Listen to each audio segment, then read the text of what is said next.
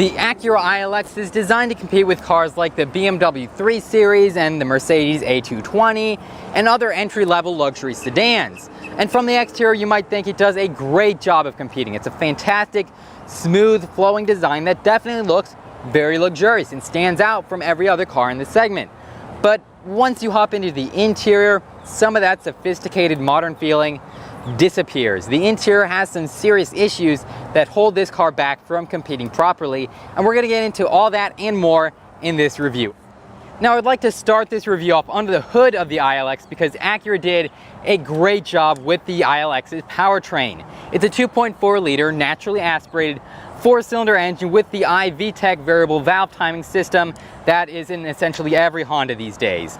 And it produces 201 horsepower and 180 pound-feet of torque. But more importantly, it has an 8-speed dual clutch transmission with paddle shifters. And dual clutch means it doesn't use a conventional torque converter like so many other automatic transmissions. Instead, it has, well, 2 clutches, like the name implies, that allow it to shift incredibly fast. So you're going to get quite a bit of performance out of this powertrain, even with power numbers that aren't as high as a sports car would be. But more important than all the straight line acceleration and the peppiness and all that is fuel economy. Because at the end of the day, this is a luxury car, not a performance car. So it gets a combined 28 mpg. And that's pretty good for a car in this segment. And now let's discuss my favorite part of the ILX, and it obviously is this gorgeous exterior design. Acura really knocked it out of the park with the 2019 redesign of this model. You've got a really smooth, free-flowing, muscular lines all on the exterior of the car, especially up on the hood and on the side. The front has a very modern, sharp design, but it's also sophisticated at the same time. And they were really able to achieve that effect with this diamond pentagon style grille that you're gonna find on all Acuras. Has a really great look. I love that how they surrounded it with this kind of dark chrome. Very, very sporty if you ask me. That comes with the A-Line package that this car has been selected with. My only complaint about this grille is that the material they used inside of it is just this base kind of flat black plastic that doesn't look that great. And I think they would have really improved the front of the car if they moved some of this dark chrome to where we have all these diamonds in here. That would really refresh the front end of this car, make it look a lot sharper. They do that on some of their other models as well. I think here on the ILX, it would really, really improve the way the front end of this car looks. You also get a few more vents around the car here to help cool things.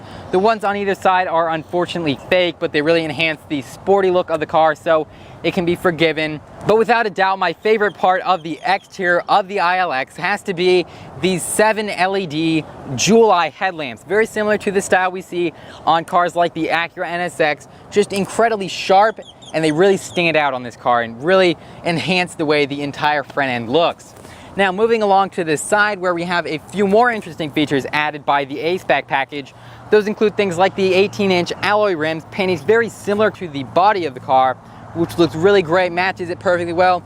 You also have a body-colored extended splitter on the side to enhance the sporty effect and make it look more muscular.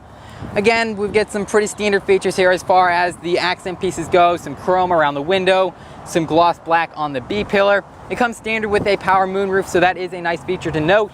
And then in the rear of the car, things get sporty again with the A-Spec package with that gloss black spoiler lip, very similar to the NSX, the gloss black diffuser, which is just enormous, and the kind of rounded chrome exhaust tape, which looks very good. And you also get a pair of LED taillights, which have a very sharp, modern look, just like the front ones.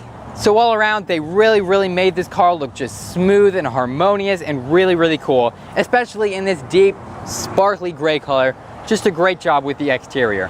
So the powertrain is about standard for this segment, and the exterior is absolutely stunning when you compare it to cars like the BMW 3 Series and the Mercedes CLA or whatever else you want to compare it to. But the interior is where things really start to go downhill, because there are some serious issues in this interior that I gotta tell you would really hold me back from buying this car if I were considering it. And that starts here in the rear seats. Now on camera, they probably look great. It's this really bold red color that contrasts that gray on the exterior so well. It looks really sporty with this black suede contrast stripe down the middle of each seat, and it looks great on camera. But as soon as you step inside and you sit down back here, There's not a ton of leg room, or just over 6 foot, and I can sort of fit my feet back here, but not entirely stretch out that much. And then the headroom is just where it all goes down the drain, because there is very little here on the outer seats. Not entirely comfortable if I were going to be back here for more than a few hours at a time.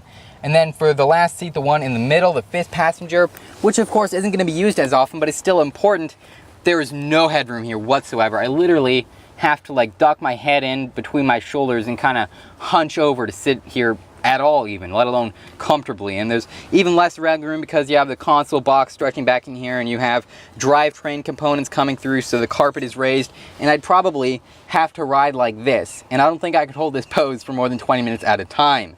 So the rear seats of this car are just abysmal. Fortunately, things do improve here in the front seats. There's plenty of legroom for both the passenger and the driver.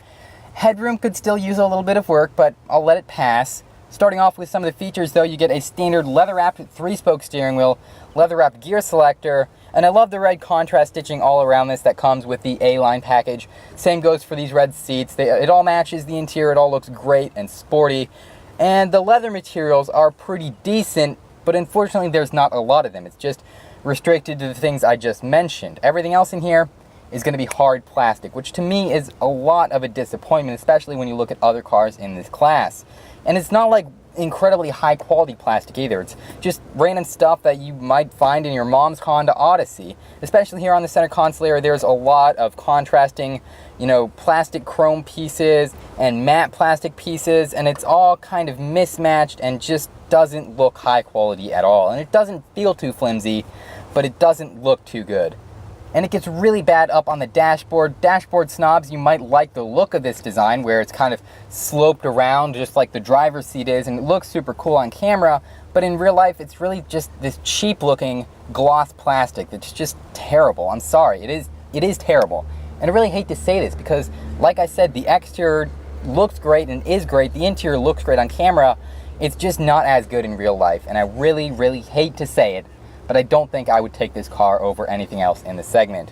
Standard features include the 8-way power adjustable sport seats in front. They're fairly comfortable. I like the aggressive side bolstering because this is the A-line, so a little bit more performance oriented.